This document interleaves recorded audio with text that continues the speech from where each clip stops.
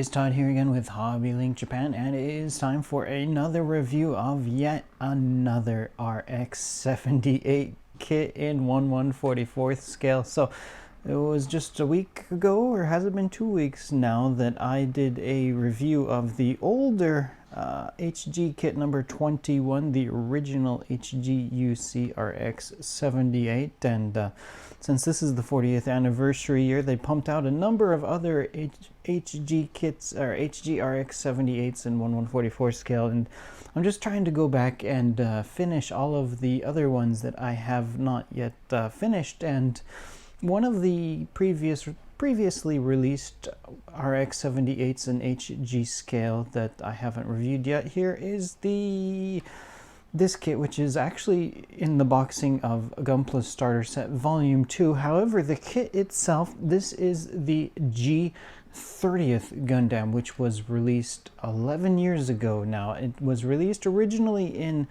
2000, I think it was July of 2009 for the anniversary, as it would title would imply, as for the 30th anniversary of Gundam and Gunpla.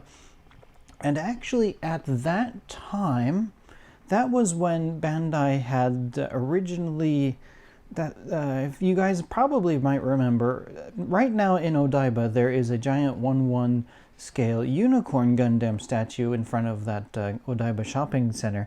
But 10 years ago they had a giant 1/1 scale version of the granddaddy here, the RX-78 Gundam. So they had that guy, was originally he was in a park in Tokyo, and then he got moved down to Shizuoka. And actually that's where because back in the day I actually was living back in Shizuoka during that time, and when I first saw that 1/1 scale Gundam statue, that was when they had moved it down to Shizuoka. And then they had actually, after Shizuoka finished, they moved it back up to Tokyo to the Odaiba Center where the unicorn currently stands. And he stood there for quite some time before finally being replaced by the unicorn statue. So that statue and this 30th anniversary kit were released around the same time. And I do believe this 30th anniversary kind of has maybe a similar look and style to that 1/1 scale statue, because they also had, at the time, for the original Tokyo location as well as the Shizuoka location, they had these special edition boxings of the G30th kit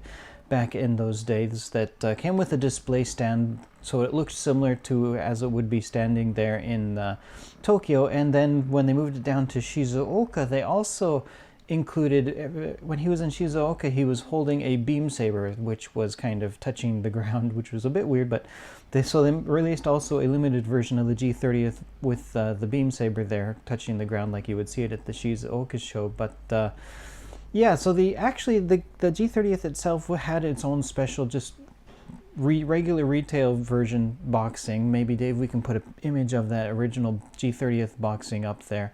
And then that kit was originally released in July of 2009, and it was only available, I think, for about 1 year. I do have a number of them in the stash. I was trying to find one so I could bring it in to show off the box, but I think it's quite a bit buried at this time, so I just couldn't find it. But later on, since that kit was discontinued, and since the statue is gone, they don't sell any of the other G30th special edition boxings anymore, but the G30th kit is still available today as part of this Gunpla Starter Set Volume 2, and it is also actually still available in a way as a base for a older Gunpla Builders Beginning G. If you guys remember that series, it was before the build fighters, but build divers, all that series. It was way before then. They had the series called Gunpla Builders Beginning G, and they had one of the suits in that series was called the Forever Gundam. So the Forever Gundam actually still uses the G30th Gundam as its base, although it has a whole bunch of extra armor on the outside of it, which actually looks quite cool, I do have to say. And this set here, the Gunpla Starter Set, now this is the same molding as the original G30th, but it also has a bit of a difference on this version compared to the original version. Now, the original version of the G30th boxing had a more standard plain white type of color scheme to it, but when they made this Gunpla Starter Set here, they changed the colors just slightly, and they made it more anime accurate, I think is what they were calling it. So not exactly the same as what you would find in the original boxing, but not bad. See, anime accurate, what are we looking at here? Now, it might be really hard for the camera to kind of pick this up, but the colors are just a bit off. So let me bring over my my HG21 here. You can see this guy is more a bit plain white, and the colors are a bit more darker, more deep, I think. So yeah, then you can see on the starter set version of the G30th there, it has that kind of off-white type of color to it, and the other colors, the yellows, the blues, they're a bit lighter. So there is that difference. It's a bit kind of similar if you've ever built the Revive RX-78. Now the Revive RX-78, this guy is also a bit more, has more of the anime accurate colors to it than some of the other releases. So these guys are a bit more similar in a way, I'd like to say. Still not quite exactly the same. You can see the Revive, the white is a bit darker than the one here for the G30th in the Gunpla Starter Set. So that is something I wanted to note for this guy here. Let's go ahead and put him back down on the table there. So one other cool thing to mention about this Gunpla Starter Set is, as you can tell, or just by the name itself, is this is a starter set. So this is kind of a boxing intent to get to kind of introduce doing a bit more advanced techniques to your Gundam kits here. And it shows building it, and then it also has here on the box, you can see there's actually a Gundam marker on the image for the box itself, because yes, this kit actually does come including a Gundam marker here. This is the GM02, and individually by itself it retail for MSRP of 200 yen, but it comes included with this boxing, so that's cool if you want to go crazy with the panel lines on this kit. I didn't do that for this guy because, well, I'm just trying to save myself time, and also I just want to have him kind of be more like a just straight out of the box type of build, since all the other RX-78s I have here are straight out of the box, so that makes it a better comparison. All right, so let's talk about the G30th kit and what kind of really sets this kit apart from some of the other HG kits. And it does kind of have it. There are a couple features for this G30th version that still give it the edge compared to some of the other HG releases, I feel. Maybe, well, the Origin kit might come close in one of the regards, so let's go ahead and take a look. So I'm going to grab this guy here and bring him up closer to the camera.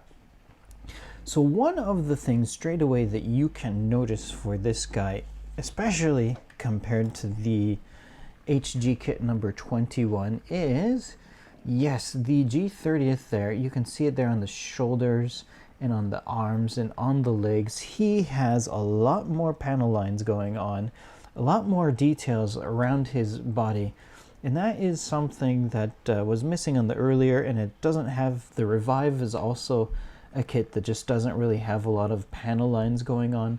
The G40th, he doesn't really have much going on either. The entry grade guy, he definitely doesn't have any kind of not many like scribed panel lines or any kind of details going on the body of him. Let's take a look at the Beyond Global, I believe this guy was called.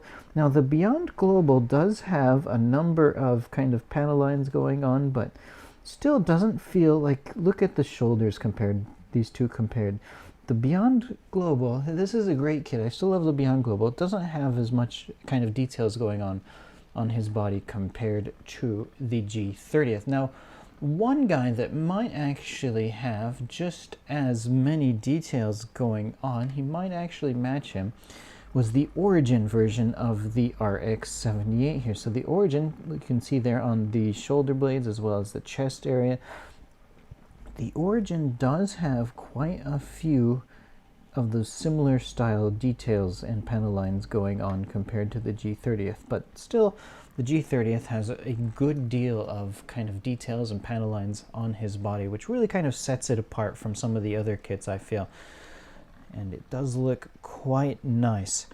what other features shall we talk about here going on next? The colors. So this guy does have a number of nice pieces that are actually molded in color. Unfortunately, as I was mentioning with one of the other reviews there, the entry grade. So the entry grade and the Beyond Global, they had this little V there on his the front waist there. That was actually molded in yellow, and it was kind of cool that you sandwiched those pieces together so you can get this piece in yellow. But for the G30th, they didn't really have that going on yet. Now you gotta remember, at the same time that this G30th was released, the real grade RX-78 was also released right about that same time. So the real grade is still going to be the ultimate, the king in terms of those kind of details and panel lines, but for just being an HG kit, I think the G30th actually does a pretty good job of having all those details on it. So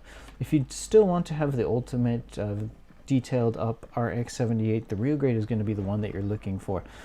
But yeah, at least in terms of the HG kits, I really do appreciate all the details that they have on this G30th version. So the G30th version, let's take it. The G30th is really not going to win any kind of awards in terms of the articulation for this guy. It's a bit better than the older HG21 kit.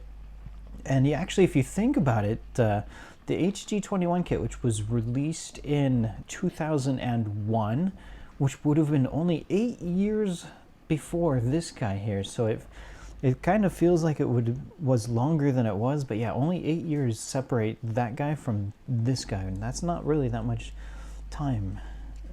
Let's go ahead and pop off his shield here. So the shield is also nicely detailed there, and it does have that cross mark, which is molded in separate, but nothing really fancy going on with the shield there. So I wanted to pop that off so we can kind of take a look at his leg and see what kind of bends that we can do for it. So the leg there, you do have a decent bend to it, but it is not double jointed. He is able to get this leg up quite a bit, but that knee there is just not quite double jointed. And you can twist up here at the top part, and we can bring this guy out. You can't do a complete 90-degree split, and that's because this kit uses, if I can pull this off, which is going to be a bit tricky here. There we go.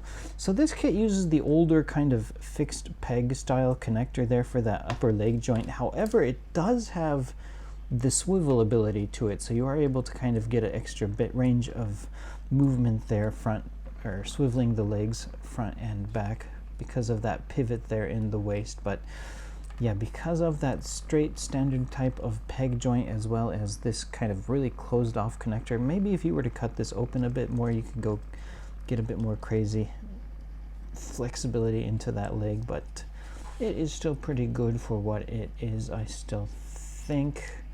And let's pop this back on. Another thing to note here, which was nice to see, is the two front sides, or the two front skirts here, they're actually independently pivoted from just how it comes straight out of the box. So you don't have to, a lot of kits, those kits will actually be connected as one piece, and then if you want to have these independently articulated, you'll have to use your nippers there and cut them in the center so that you can do that. But no, these pieces were actually separate pieces straight out of the box, so you didn't have to go through and cut those pieces at all. So the foot, there's really nothing at all to write home about. You do have let me pop this off there. So you've got a polycap joint up here where it connects to the leg, and then you've got a ball joint there where this piece connects to the foot. So that's all you have going on for the foot. So he can twist a bit side to side as well as go up. Actually, he's able to go up in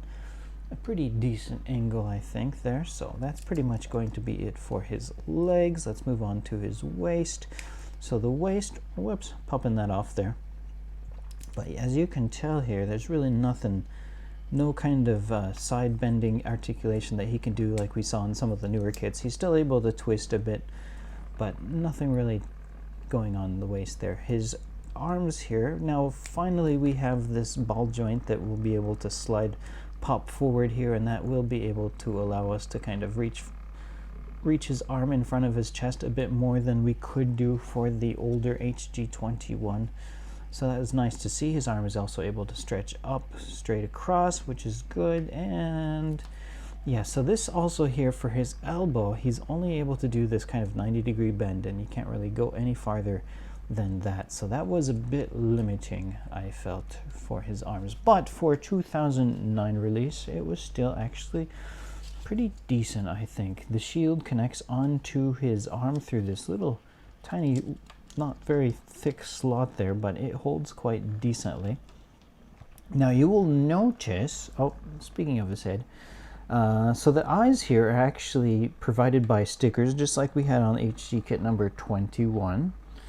And there is you're just using that same style type of polycap joint there for the neck, so like you see on the older style HG kits. And one of the stickers you had to apply for this kit, there weren't many stickers, but one of the stickers you had to apply was this gray one that goes all around the base of the neck. But once that head is on there, you don't really see that sticker that much anyway, so that was kind of nice. Other than that, yeah, the only stickers for this kit were the eyes and then the two red marks there on the front and the back of his helmet. So that was it for the stickers, and that's going to be it for his head.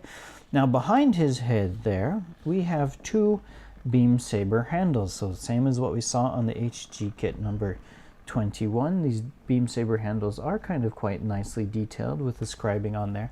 However, one thing that I felt was interesting for this kit was that they do not provide you with the clear pink beam sabers themselves. For this kit, for the beam saber, all you're going to get is this rather old style solid plastic piece here. So this has your handle on the bottom there, and then just a solid plastic beam saber there. So if you want to have this look like it shows on the box, you will have to actually paint this, or probably better just to steal a beam saber from another kit, because more than likely you have a million of those things lying around. Now the handle does still have the hole for that other beam saber if you would like to include it, but it was not in there, at least not that I recall, not that I see on the parts list for this kit. So there you have it. Speaking of weapons, there's actually one other regard in which this kit is better than all of the other HG release kits, because this kit is the only one that came including this, and that will not be this. This is the bazooka that came with this kit. Other kits have included a bazooka. This is a rather decent looking bazooka, I will have to say. It also comes with a connector piece here for the bazooka so that you can connect it onto his back like we saw in some of the other kits that I reviewed recently. But where this kit kind of has one advantage over all of the other HG kits so far is the inclusion of the ball and chain. So we've got his hammer, or his little, what would you even call this thing? The spiked ball here. And it actually has a metal chain included in the box that you connect to the part. So that is quite cool, and this was the only one that had this included that I remember. Now I believe this was included as like a magazine special release for a previous boxing. I kind of remember getting it, but it had this like weird fixed plastic chain, if I remember correctly. But yeah, not for this kit. So if you're looking to get this this actual ball and hammer thing, then definitely you'll want to pick up this hammer. Yeah, it's called a hammer. Okay, so yeah, you'll want to pick up the Gunpla Starter Set if you are at all looking to get one of these guys. So that's kind of quite cool. Make it quite a nice jewelry piece. Maybe you can turn it into an earring if you're crazy enough to do something like that. Other options for this kit, actually, right now he is using his trigger finger there, trigger hand, to hold onto the gun, but you also get included one open hand here for the right hand only, so you can grab onto that beam saber. And then there's also a solid closed gripping fist as well. So if you want to have him holding on to absolutely nothing with no hole at all, then you will want to use this hand. Other than that, this kit does have one more kind of cool feature to it. We'll show off the instruction manual here. So the instruction manual for the kit itself was very basic. Since this is an older release, you're going to find no English at all in this instruction manual. Just a very, very basic instruction manual. However, because this is the Gunpla Starter Set, and I'm going to move him off the table there so I don't knock him over, it comes with this really cool Gunpla how-to guide. So yeah, as this is an older kit, there's really, it says some pictorial guides, step up guide and step up guide 2, step up 1 and 2.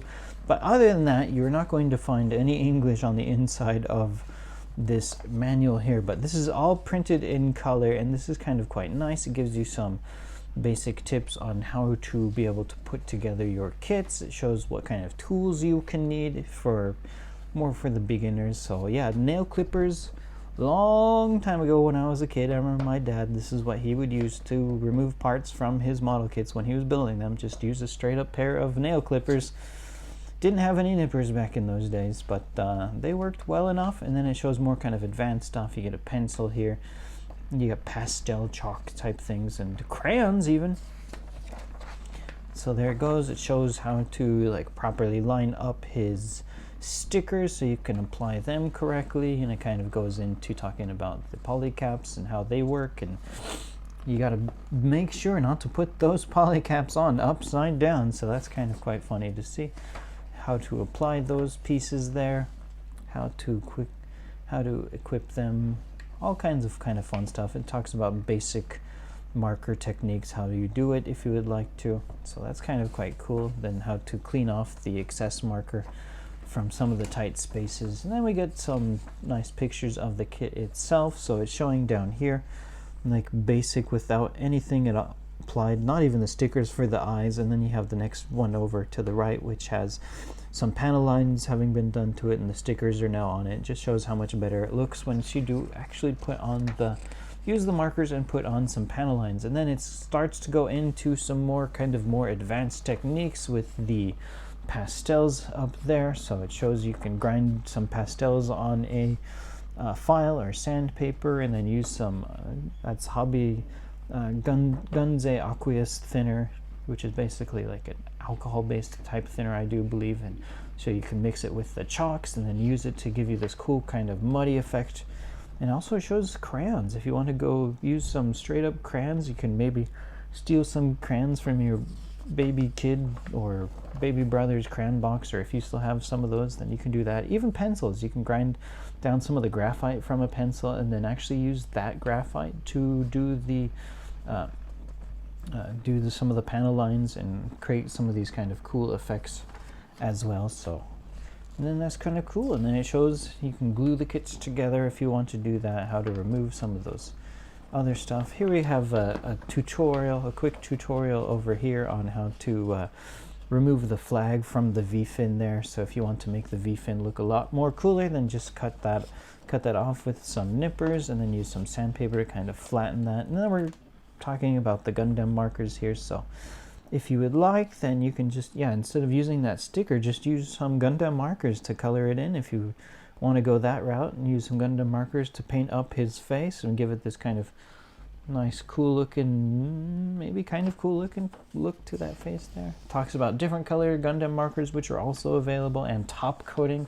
Top coating always makes the kits look quite nice. And then it has like a little bit of history about the different various main Gundam suits from some of the different anime series that we have. So that's kind of a cool book that comes included with this Gunpla starter set here. So now I have done HG kit number 30 here. So I did HG kit number 21. I've got the G30th finished. The Revive is finished. There's only a few more 1144 scale HG or 1144 scale Gundam kits that I still have not finished building yet. So the first grade, I think it was called, I'll need to get I'll need to build a first grade at some point. Don't know if that's ever been actually reviewed for the channel.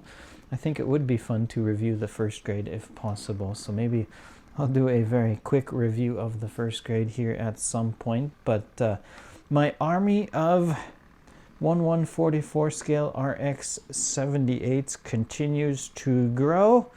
We've got a whole bunch of new entries, so at some point, once I get all of these guys finished, I want to do a nice comparison review of all of them. So stay tuned for that at some point in the future. But yeah, G30th, it has some nice panel lines, It's not going to win any awards in terms of articulation, but it looks quite nice, and some of the extras that you get included with this Gunpla Starter Set, definitely I think it's worth the value of the box. It's not a very expensive kit. Now, unfortunately, I do think it is currently on back order. However, this is a kit that they continue to produce over time, so it's not like something you have to worry about going out of stock anytime soon. But if you are at all curious about getting this kit and maybe buying it just so you can get this rather cool looking ball and chain for the kit for your RX-78 collection, then yeah, definitely throw one on order at some point in the future. All right, guys, thank you very much for watching, and it might be a little while before I'm back with a review of another RX-78 in 1/144 scale. So we'll be back with more interesting stuff, though, in the future. Thanks for watching, and have a great day.